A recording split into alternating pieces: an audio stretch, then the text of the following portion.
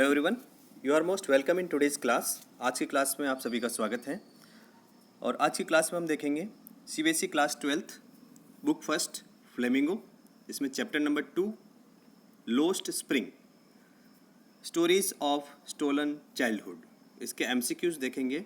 इस चैप्टर में आने वाले सारे मोस्ट इम्पोर्टेंट एमसीक्यूज देखने वाले हैं आज। तो ये जो चैप्टर हैं, इस चैप्टर में जितने भी एमसीक्यूज बनते हैं वो सारे कवर करने वाले हैं। तो आपको वीडियो के एंड तक बने रहना है अगर आप इसके सारे एमसीक्यूज क्लियर करना चाहते हैं। तो लेट्स बिगिन टुडेज क्लास। और इस क्लास को हम ऑनलाइन टेस्ट के रूप में कर रहे हैं। सबमिट करते जाएंगे क्वेश्चंस को और देखते हैं लास्ट में कितने क्वेश्चंस करेक्ट होते हैं। Let's begin online test start quiz. Yes, MCQ Lost Spring Class 12th. Question number 1. Who is the author of Lost Spring? Lost Spring chapter के ऑथर कौन है? तो ये अपने को करेक्टली अपने को लर्न होना चाहिए स्पेलिंग सहित। ये आपको हैबिट डेवलप करनी है। पहले स्टार्टिंग में ही आपको सारे चैप्टर्स के नेम और उनके सामने राइटर्स का नेम लिख लेना है और उसको रिवाइज करते रहना है। ये मोस्ट इम्पोर्टेंट क्वेश्चंस के अंदर है। सारे चैप्टर्स में आपको राइटर्स के नेम अच्छे से लर्न करने हैं। तो इस चैप्टर के जो राइटर हैं वो है अनीस जंग। ऑप्शन नंबर ए करेक्ट है इसमें। Question number 2. What change did Anees Jung see इन साहिब? साहिब में किस तरह के चेंजेस देखे अनीस जंग ने? When she saw him standing by the gate of the neighbourhood club. जब उसने साहेब को देखा पास के एक क्लब के गेट के पास में। तो लॉस्ट जॉय, यस ये हो सकता है। लॉस्ट ओनरशिप, ये भी हो सकता है। Lost as if lost is freedom, ये भी हो सकता है। तो इसका correct most appropriate option is D, all of these. Question number 3. What is the metaphorical symbol of Seemapuri in the lesson में जो सीमापुरी के बारे में बताया गया है उसमें मेटाफोरिकल सिंबल क्या है? इसमें option number little hello, yes ये हो सकता है। पॉवर्टी, ये भी हो सकता है। एक्सप्लॉयटेशन हो, ये भी हो सकता है। एन्जॉयमेंट, ये नहीं हो सकता। तो इसमें most appropriate suitable answer is a little hello. तो इसमें मेटाफोरिकल सिंबल पूछा है यहाँ पर, ठीक है, जिससे कंपेयर किया गया है कि सीमापुरी में जो कंडीशन है उसको किससे कंपेयर किया गया? एक छोटे से हेल, नर्क से कंपेयर किया गया है। तो इसमें करेक्ट आंसर क्या होगा? A little hello. Question number 4. How is Mukesh attitude different from that of his family? Mukesh का एटीट्यूड उसकी फैमिली से डिफरेंट किस तरीके से था? तो इसमें सारे ऑप्शंस देखते हैं अपन। बीइंग ए कावर्ड, नो, वो कायर नहीं था। बीइंग ए फाइटर नहीं बता रखा है चैप्टर में। Being daring, firm and clear, yes ये चैप्टर में मेंशन कर रखा है। तो इसका correct option is C, being daring, firm and clear. Mukesh का जो एटीट्यूड था वो था daring attitude, firm attitude and clear attitude था। मतलब वो साहसी था, फर्म था और एकदम क्लियर था कि उसे क्या करना है। Question number 5. The city of Firozabad is famous for what? Firozabad city किसके लिए फेमस है? तो फिरोजाबाद सिटी का नाम आया है स्टोरी नंबर 1 में, और स्टोरी नंबर 1 में नहीं आया, स्टोरी नंबर 2 में आया है। और इसका करेक्ट ऑप्शन है बेंगल्स। बेंगल्स के लिए फेमस है Firozabad. Question number 6. What excuse do the rag pickers give for not wearing chappals? जब राइटर अनीस जंग को 2 से 3 बच्चे मिले थे तो उनसे जब बात कर रही थी अनीस जंग राइटर, तो राइटर को मालूम चला कि बहुत सारे रीज़न हैं जिसकी वजह से वो पैरों में चप्पल तक नहीं पहनते। तो वो रीज़न क्या क्या बता रहे तीनों बच्चे? तो वो हैं नो इंटरेस्ट, एक बच्चे को इंटरेस्ट नहीं था, यस ये करेक्ट हो सकता है। ट्रेडिशन, कि उनमें ट्रेडिशन बन गया था, परंपरा बन गई थी चप्पल नहीं पहनने की, ये भी सही है। मदर्स डोंट गिव, एक बच्चे ने कहा था कि मदर ने नहीं दी है, ऊपर रखी हुई है चप्पल इस वजह से। और ऑल ऑफ दीज, तो most appropriate suitable answer is all of these. Question number 7, what is the function of glass blowing industry? Glass blowing industry का फंक्शन क्या है? टू मोल्ड ग्लास, हाँ ये हो सकता है, to mould glass and make colourful bangles, yes ये A option से भी मोस्ट अप्रोप्रिएट है। टू मेक डोर्स, नहीं दरवाजे नहीं बनाए जाते थे। To make windows, no windows नहीं बनाए जाते थे। तो option number B is most appropriate option, to mould glass and make colourful bangles. तो इसमें अगर अपन जल्दबाजी कर देते हैं, पूरा क्वेश्चन नहीं पढ़ते हैं और ऑप्शन सारे नहीं देखते हैं, तो बहुत सारे स्टूडेंट हो सकता है कि ए ऑप्शन सेलेक्ट कर ले, लेकिन वो यहाँ पर ए ऑप्शन रॉन्ग होगा और यहाँ पर बी ऑप्शन अपने को मोस्ट अप्रोप्रिएट और सुटेबल ऑप्शन सेलेक्ट करना है, जिसमें चारों में से जो मोस्ट अप्रोप्रिएट है वो अपने को सेलेक्ट करना है ताकि वो क्वेश्चन सही हो सके। Question number 8, what are the hazards of working in the glass bangles industry? Glass bangles industry में लोग काम कर रहे थे, उसमें क्या हैज़ार्ड्स थे, क्या प्रॉब्लम आ रही थी, क्या प्रॉब्लम क्रिएट हो रही थी लोगों के? मिजरेबल लाइफ, यस ये हो सकता है। इम्पेयर्ड विज़न, विज़न मतलब लोगों की नज़रें, जो आई साइट है वो वीक हो रही थी। पुअर हेल्थ, हेल्थ भी पुअर हो रही थी। ऑल ऑफ दिस, यस ये मोस्ट अप्रोप्रिएट ऑप्शन है, option number D, option number D, all of these. Question number 9, who are responsible for the poor condition of bangle makers in Firozabad? Firozabad में जो bangle makers हैं उनकी ये condition है, तो वो उसके लिए कौन रेस्पॉन्सिबल है? According to writer, society responsible है, यस। ब्यूरोक्रेट्स रिस्पॉन्सिबल है, यस ये भी बता रखा है। पेरेंट्स रिस्पॉन्सिबल हैं, पेरेंट्स भी चाहते हैं कि बच्चे उनकी हेल्प करें, तो ये भी करेक्ट ऑप्शन है। तो most appropriate option is all of these, ये सभी इसके लिए रिस्पॉन्सिबल हैं कि वो बैंगल मेकिंग के काम में लगे हुए हैं। Question number 10, where is Seemapuri? Important question के अंदर है ये। सीमापुरी कहाँ सिचुएटेड है? तो ये सीमापुरी चैप्टर में क्लियर मेंशन है, इन दिल्ली, दिल्ली के सिटी एरिया के पास में है Seemapuri. Question number 11, why did Saheb leave his house? Saheb ने अपना खुद का घर क्यों छोड़ा? साहेब ने या फिर साहेब की फैमिली ने अपने खुद का घर क्यों छोड़ा? तो उसका रीज़न क्या है? Let's see. To enjoy a life of leisure, मतलब लेजर का मतलब यहाँ पर है फ्री टाइम, स्पेयर टाइम, अवकाश वाला टाइम, वेकेशन, तो छुट्टियाँ बिताने के लिए तो आया नहीं था वो। To go to college, college जाने के लिए भी नहीं आया था। Because of storm swept away his house and field, क्योंकि उसके घर और फील्ड बेकार हो गए थे स्टॉर्म के कारण, तूफान के कारण। यस ये करेक्ट ऑप्शन है। टू फाइंड फ्रेंड्स, फ्रेंड्स को ढूंढने नहीं आया था। तो option number C is most appropriate answer, C. वह अपने खुद के घर से, ढाका से यहाँ पर क्यों आया था?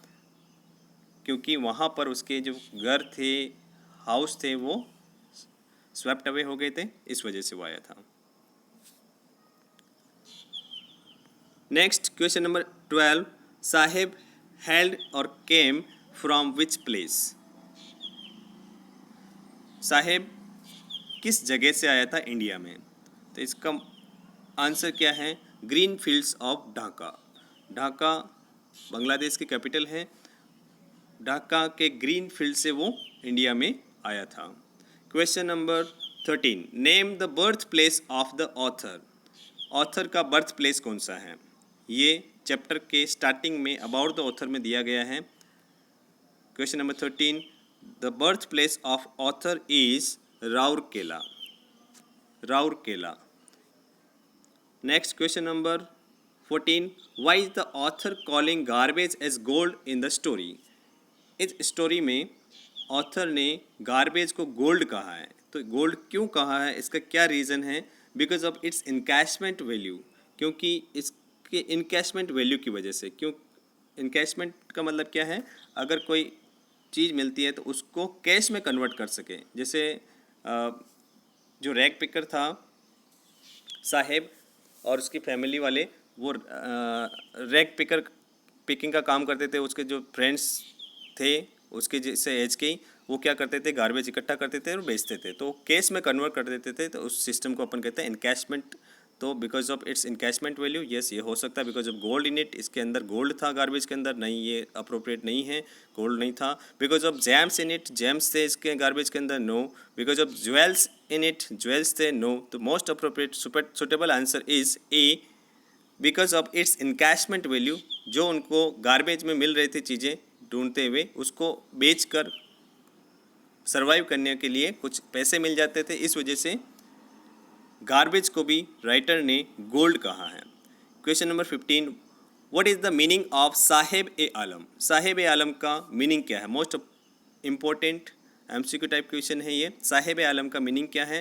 Here option number B, lord of the universe, lord of the universe. Question number 16, is Saheb happy working at the tea stall? क्या साहेब टी स्टॉल पर काम करते हुए खुश था? ऑप्शंस देखते हैं सारे। यस ही अर्न्स मनी, हाँ वो पैसा कमाता है, यस ये हो सकता है। नो अर्निंग, ये नहीं हो सकता है। नो हैप्पी नहीं था, अर्निंग तो कर रहा था बट नो फ्रीडम, फ्रीडम नहीं थी, यस ये अप्रोप्रिएट ऑप्शन है। ऑप्शन नंबर सी, नो वह हैप्पी नहीं था, earning but no freedom, earn कर रहा था लेकिन कोई फ्रीडम नहीं थी उसकी लाइफ में। Next question number 17, who was Saheb? Saheb कौन था? Who was Saheb? A barber, एक बार्बर था, नाई था, नो स्टोरी में नहीं बता रखा है। अ सर्वेंट, सर्वेंट था, no. A shopkeeper, no. The option is a rag picker, जो गार्बेज होता है उसको ढूंढने वाला, कचरा ढूंढने वाला था साहिब। तो correct option is a rag picker. Question number 18, according to the author what was garbage for the parents? तो यहाँ पर ऑथर के अकॉर्डिंग पेरेंट्स के लिए गार्बेज का क्या मतलब था? दोनों के लिए बता रखा है। स्टूडेंट्स के लिए क्या पर्पस, बच्चों के लिए क्या पर्पस था गार्बेज इकट्ठा करने का, और पेरेंट्स के लिए क्या पर्पस था? तो यहाँ पर पेरेंट्स के लिए पूछा गया है कि पेरेंट्स के लिए गार्बेज इकट्ठा करने का क्या पर्पस था। मीन्स ऑफ सोरो, सोरो दुख का, मीन्स ऑफ सर्वाइवल, यस ये करेक्ट ऑप्शन हो सकता है। मीन्स ऑफ जॉय, नहीं। Means of entertainment, no. तो most appropriate suitable answer is means of survival. Question number 19, what is the central theme of the story lost spring? Lost spring की central theme क्या है, main idea क्या है? तो यहाँ पर सारे ऑप्शंस देखते हैं। Spring season, no. Pitiable poor children and their lost childhood, yes जो दयनीय कंडीशन है चिल्ड्रन की और उन्होंने अपना बचपना खो दिया है, उसके बारे में बताया गया है। तो most suitable answer is pitiable poor children and their lost childhood. Question number 20, this story is an excerpt from which book of the author? ये जो चैप्टर है लॉस्ट स्प्रिंग, ये राइटर के कौन से कलेक्शन से लिया गया है? तो इसमें ऑप्शन नंबर डी करेक्ट है, lost spring stories of stolen childhood. ये चैप्टर का नाम भी यही है, पूरा कंप्लीट नेम। तो इस कलेक्शन से इस चैप्टर को लिया गया है। Next question number 21, what does the author analyse in the story? Author story में क्या एनालाइज करती है? Poor children and their exploitation, गरीब बच्चे और उनका शोषण, यस इसके बारे में एनालाइज करती हैं। हर वर्क्स, खुद के वर्क के बारे में, नो। गार्बेज के बारे में, नो। रिच पीपल के बारे में, नो। तो इसमें ऑप्शन क्या है? Correct A. Question number 22, what forces the children to live a life of exploitation? मतलब कौन सी चीज़ फोर्स करती है बच्चों को इसके लिए लाइफ ऑफ एक्सप्लॉयटेशन के लिए। एक्सप्लॉयटेशन का मतलब क्या होता है? शोषण, एब्जॉर्प्शन। तो इसके लिए कौन सी चीज़ें उस बच्चों को फोर्स करती हैं? तो सारे ऑप्शन देखते हैं अपन। पेरेंट्स, हाँ ये हो सकता है। Peers, no. Extreme poverty, yes. Greed, no. तो इसमें दोनों में से ए और सी में से मोस्ट अप्रोप्रिएट जो ऑप्शन है option number C, extreme poverty. क्योंकि वो ज़्यादा ही गरीबी थी, इसके वजह से गरीबी ने उनको धकेला किस में? ऐसे कामों में। Question number 23, according to the author what was garbage for the children? Yes, पहले हमने पेरेंट्स के लिए देखा था, तो पेरेंट्स के लिए गार्बेज का सेंस क्या है? Means of survival. और यहाँ पर बच्चों के लिए गार्बेज का मतलब क्या है कि वो बच्चे गार्बेज इकट्ठा क्यों करते हैं? क्योंकि अ वंडर, हमेशा उनके लिए एक वंडर था कि अब की बार कुछ स्लीपर मिल जाएगी, कुछ सैंडल मिल जाएंगे या शूज़ मिल जाएंगे, कुछ उनके बच्चों के काम की चीज़ मिल जाएगी। हमेशा वंडर रहता था, आश्चर्य रहता था कि अब की बार क्या मिलेगा। Means of playing, no. Means of entertainment, no. Means of time pass, no. तो correct option is A, a wonder. Question number 24, what was Saheb looking for? Saheb क्या सर्च कर रहा था? टॉय सर्च कर रहा था, नो। कॉइन सर्च कर रहा था, नो। एग्स, अंडे सर्च कर रहा था, नो। Gold, yes. अब यहाँ पर वैसे सही मायने में देखा जाए तो गोल्ड सर्च, सोना सर्च नहीं कर रहा था, लेकिन अकॉर्डिंग टू ऑथर के अनुसार गार्बेज में जो कुछ चीज़ें मिल जाती थी जिसकी वजह से पैसा आ जाता था, तो उस चीज़ों को ऑथर ने गोल्ड कहा है। तो इन चारों ऑप्शन में करेक्ट ऑप्शन क्या है? Gold. Question number 25, why did Saheb Alam not go to school? Saheb Alam, जो साहेब नाम का बच्चा था स्टोरी नंबर 1 में, वो स्कूल क्यों नहीं जाता था? Wanted to go for movies, movies के लिए जाना चाहता था, no. Wanted to earn money, no. Not interested, no, ये भी नहीं हो सकता है। तो had no money to pay fees, ये करेक्ट ऑप्शन है। ऑप्शन नंबर डी, कि उसके पास में इनफ पैसे नहीं थे स्कूल जाने के लिए। क्योंकि उससे राइटर से जब बात हो रही थी तब उसने बताया था कि मेरे आसपास कोई स्कूल नहीं है। तो राइटर ने जब कहा था कि जब मैं स्कूल खोलूँगी तब तुम आओगे क्या? तो उसने यस कहा था कि हाँ, आप स्कूल खोलोगी तो मैं ज़रूर आऊँगा आपकी स्कूल में पढ़ने के लिए। Question number 26, where was Saheb employed? Saheb कहाँ पर एम्प्लॉयड था? कहाँ पर जॉब कर रहा था? कहाँ पर जॉब स्टार्ट की थी? At a sari shop, no. At a tea stall in Seemapuri, yes, correct option. At a sweet shop, no. At a jewellery shop, no. तो अपने को करेक्ट ऑप्शन बी में मिल गया, लेकिन अपने को नेक्स्ट आगे भी देखना है कि कहीं उसी से अप्रोप्रिएट, मोस्ट अप्रोप्रिएट ऑप्शन तो नहीं है। तो सारे ऑप्शंस आपको स्लाइटली देखना है, इसको अच्छे से देखना चारों ऑप्शन को, फिर अपने को डिसीजन करना है कि 4 ऑप्शन में से कौन सा ऑप्शन करेक्ट है। क्योंकि यहाँ पर आप या तो 1 मार्क आएगा या फिर 0 मार्क, यहाँ पर कोई ऑप्शन नहीं है कि आधा मार्क्स आ जाए। तो ऑब्जेक्टिव टाइप क्वेश्चन में या आर या पार वाली गणित होती है। तो यहाँ पर क्या है? Option number B is correct. At a tea stall in Seemapuri, Seemapuri में एक चाय की दुकान पर उसने काम करना स्टार्ट किया। किसने? साहेब ने।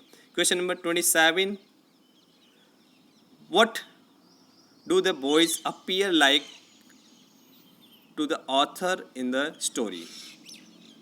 स्टोरी में ऑथर को जो बॉयज़ हैं वो किस तरीके से नज़र आते हैं? Evening crows, no. Evening birds, no. Morning crows, no. Morning birds, yes. Morning birds के जैसे नज़र आते हैं रैक पिकिंग करने वाले बच्चे, जो सुबह सुबह नज़र आते हैं, पूरे दिन भर गायब रहते हैं और वापस शाम को आ जाते हैं। जिस तरीके से मॉर्निंग बर्ड्स जो हैं पेड़ से रवाना होते हैं अपने घोंसलों से और दिन भर गायब रहते हैं और वापस आ जाते हैं रिटर्न होके मॉर्निंग बर्ड्स के जैसे। तो यहाँ पर कंफ्यूजिंग करने वाले ऑप्शंस हैं, तो यहाँ पर आपको ध्यान में रखना है option number D is most appropriate answer, morning birds. तो यहाँ पर ऑप्शन के रूप में आपको मॉर्निंग क्रोज भी आ रहा है और इवनिंग क्रोज या इवनिंग बर्ड्स भी आ रहा है। तो ये करेक्ट ऑप्शन नहीं है। Most suitable correct option is morning birds. Question number 28, what is the title lost spring symbolise? जो चैप्टर का जो टाइटल है लॉस्ट स्प्रिंग, वो क्या सिम्बलाइज करता है? तो इसके ऑप्शंस देखते हैं सारे। लॉस्ट मनी, मनी का खो जाना, no. Lost blooming childhood, yes ये हो सकता है कि जो ब्लूम, ब्लूम का मतलब होता है खिलना, जो फ्लावर्स खिलते हैं उसको ब्लूमिंग, ब्लूम कहते हैं। तो जो खिलता हुआ जो बचपन है वो उसका खो जाना, इसी पर फोकस किया है राइटर ने। लॉस्ट एज, एज का खो जाना, नो। Autumn season, no. तो इसमें most suitable answer is lost blooming childhood. Question number 29, what forced Saheb to be a rag picker? कौन सी चीज़ ने साहेब को फोर्स किया कि रैग पिकर बन जाए, कचरा इकट्ठा करने वाला बन जाए? तो यहाँ पर ऑप्शंस देखते हैं। पीपल अराउंड हिम, उसके आसपास के जो लोग हैं उसके कारण, नो। एक्यूट पॉवर्टी, यस ये हो सकता है क्योंकि बहुत ज़्यादा ही गरीबी थी, इस वजह से उसको कुछ दूसरा वक्त तो मिल नहीं रहा था। तो जो रैग पिकिंग का जो काम है उसमें उसको किसने धकेला? एक्यूट पॉवर्टी, बहुत ज़्यादा गरीबी ने उसको उसको धकेला किसमें? रैग पिकिंग के वर्क में। Destiny, no. Hard work, no. तो correct option is acute poverty, option number B. Next देखते हैं question number 30, why did Saheb leave Dhaka? Saheb ने ढाका को क्यों छोड़ा? ये अलग तरीके से पूछा गया, पहले भी हम देख चुके हैं इस क्वेश्चन को। क्वेश्चन नंबर 30, ढाका को साहेब ने क्यों छोड़ा? ढाका जो बांग्लादेश की कैपिटल है, वहाँ से इंडिया आया था वो, तो वहाँ से यहाँ पर क्यों आया था वो? तो ऑप्शंस देखते हैं। बिकॉज ऑफ फ्रेंड्स, फ्रेंड्स की वजह से, no. Because of lack of resources, resources की कमी की वजह से, नो। हाँ ये हो सकता है कुछ हद तक, लेकिन सही नहीं है answer. Because of parents, parents की वजह से, नहीं ये पूरा आंसर नहीं है। Because of lack of enough food, खाने की वजह से, मतलब वहाँ पर उनको खाना भी पर्याप्त नहीं मिल पा रहा था, तो इस वजह से वो और उसकी फैमिली ढाका से इंडिया आ गए थे, because of lack of enough food. Question number 31, what efforts can help Mukesh materialise his dream of becoming a car driver? कौन से एफर्ट्स उसको कार ड्राइवर बना सकते हैं? तो ये इमेजिनेशन वाला है कि कौन कौन से काम ऐसे हैं जिसकी वजह से वो अगर वो करता है तो वो कार ड्राइवर या फिर ऑटो मैकेनिक बन सकता है। तो इसमें कौन कौन से ऑप्शन सही हो सकते हैं देखते हैं। गाइडेंस ऑफ हिज ऑनर, ये हो सकता है। हार्ड वर्क हो सकता है। गोइंग टू गैराज, ये भी हो सकता है। तो correct option is D, all of these. Next question number 32, who employees the local families of Firozabad? Who employees the local families of Firozabad? Firozabad में जो लोकल फैमिलीज़ हैं उनको कौन एम्प्लॉय करता है, कौन नौकरी देता है, कौन सी इंडस्ट्री नौकरी देती है, कौन लोग उनको नौकरी देते हैं? तो इसमें देखते हैं द ग्लास ब्लोइंग इंडस्ट्री, कांच की चूड़ियाँ बनाने वाली इंडस्ट्री उनको जॉब देती है, यस ये बता रखा है। Bureaucrats, no. Merchants, no. Politicians, no. तो option, correct option is A, the glass blowing industry. Question number 33, who is Mukesh? Mukesh कौन है?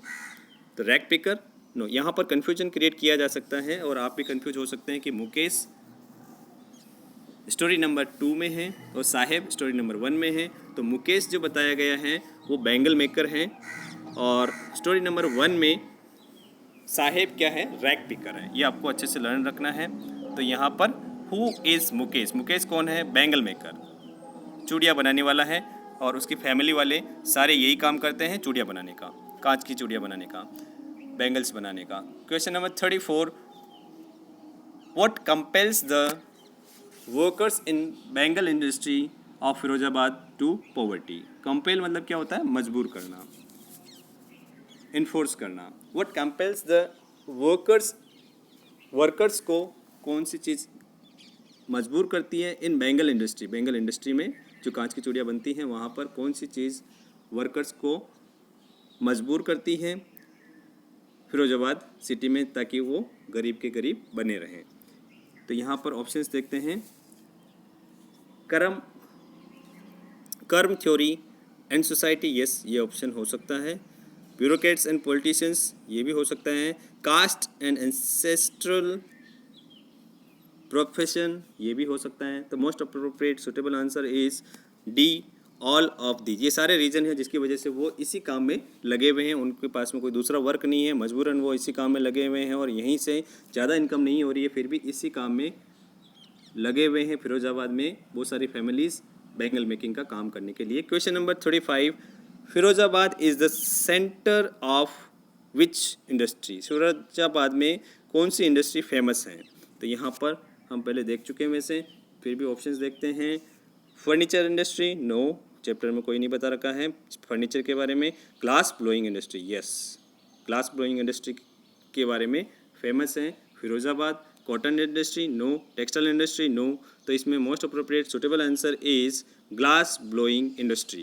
Question number 36, what is the means of survival in Seemapuri? Seemapuri में अगर उन लोगों को सर्वाइव करना है तो उनको सर्वाइव करने का क्या मीन्स है, क्या साधन है जिसकी वजह से वो कुछ खा पी सकें, अपना लाइफस्टाइल मेंटेन कर सकें? तो यहाँ पर मर्चेंडाइजिंग, मर्चेंडाइजिंग मतलब टू सेल और टू परचेज, नो ये नहीं बता रखा है। Education, no. Rag picking, yes, कचरा इकट्ठा करने का काम सीमापुरी के लोग करते थे। और वर्क, नो। तो suitable answer is C, rag picking का काम करते थे सीमापुरी में रहने वाले जो लोग थे। Question number 37, what is Mukesh dream? Mukesh का ड्रीम क्या है, सपना क्या है? To be a motor mechanic, yes ये बता रखा है चैप्टर में। To be a rock, rock का मतलब होता है बदमाश, नो।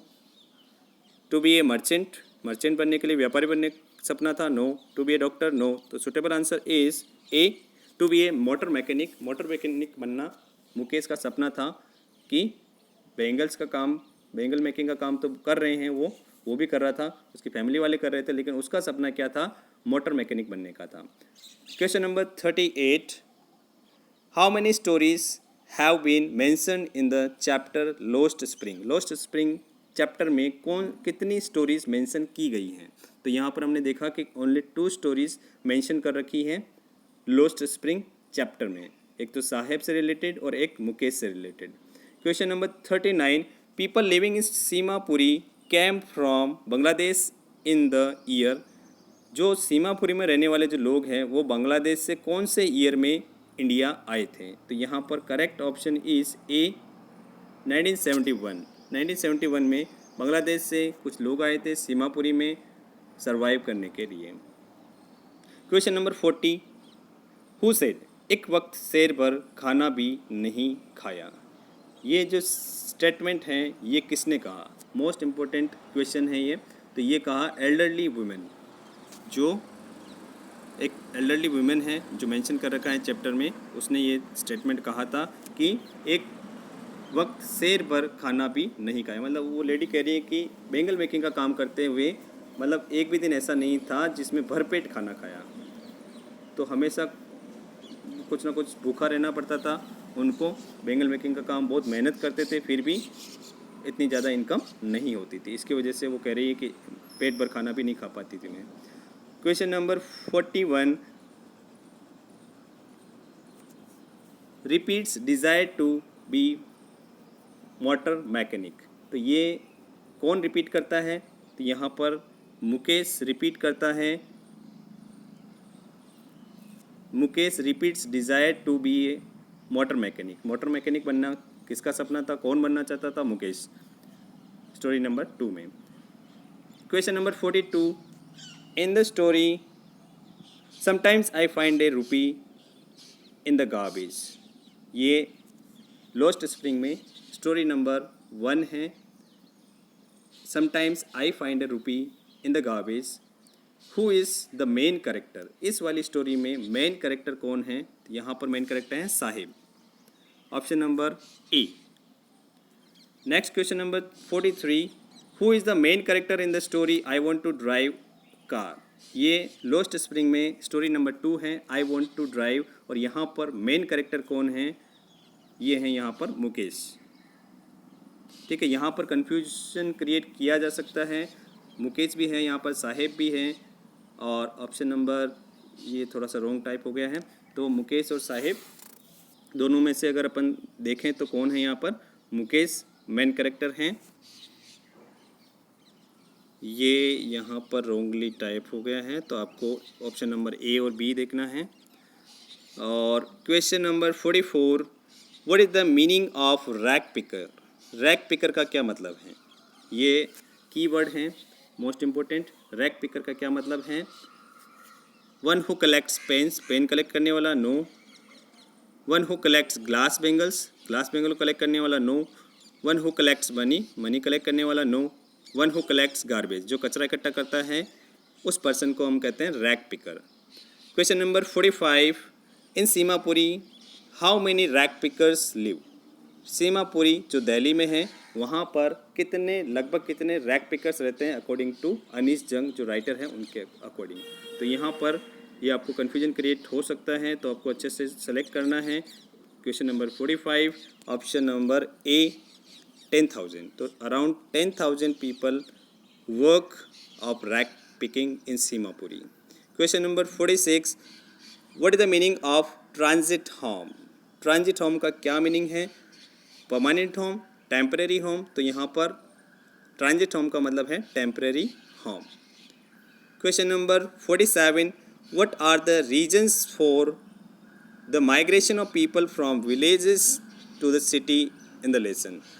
इस लेसन में लोस्ट स्प्रिंग में क्या रीज़न है कि लोग बाग माइग्रेट कर रहे हैं विलेज टू सिटी में? क्या रीज़न है इसका?